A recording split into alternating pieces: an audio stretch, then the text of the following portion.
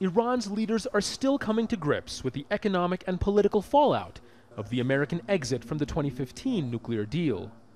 And while they hope for the best possible outcome from the summit in Singapore, they say they expect the worst.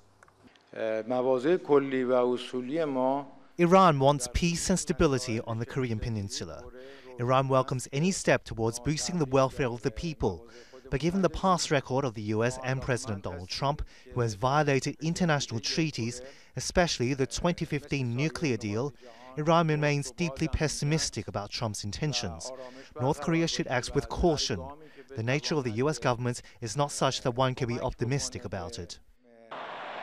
In perhaps the clearest sign of Iran's frustration, last week Supreme Leader Ayatollah Ali Khamenei ordered the country's nuclear agency to get ready, to build more centrifuges and enrich more uranium.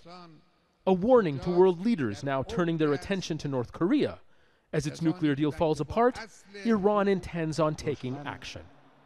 Donald Trump's approach to foreign policy is very much rooted in power politics. North Korea already has a nuclear weapon. It has an ICBM. It has tested a nuclear weapon. Whereas Iran, fortunately or unfortunately, depends on how you view it, it has, even by the estimate of US intelligence agencies, has not gone down the path of building a nuclear weapon. Had Iran had a nuclear weapon, I think the game would have been completely different with the Trump administration, which actually respects power. American leaders have labeled Iran and North Korea state sponsors of terror.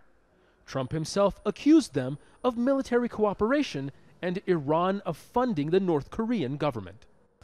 Iranians say strategic ties with North Korea have been exaggerated, but the two countries do have a relationship dating back to the 1980s.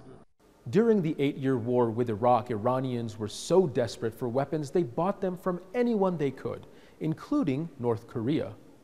Fast forward to the 2000s, and whereas President Barack Obama tried to isolate North Korea and embrace Iran, Trump has flipped the script, pulling out of a deal with a signatory to the Nuclear Non-Proliferation Treaty, and warming up to another country that not only has a nuclear arsenal, but has also made direct threats against the United States and its allies. For Iran, perhaps the lesson is that in the long run, America's affections are reserved for nuclear-armed nations. Zein Basravi, Al Jazeera, Tehran.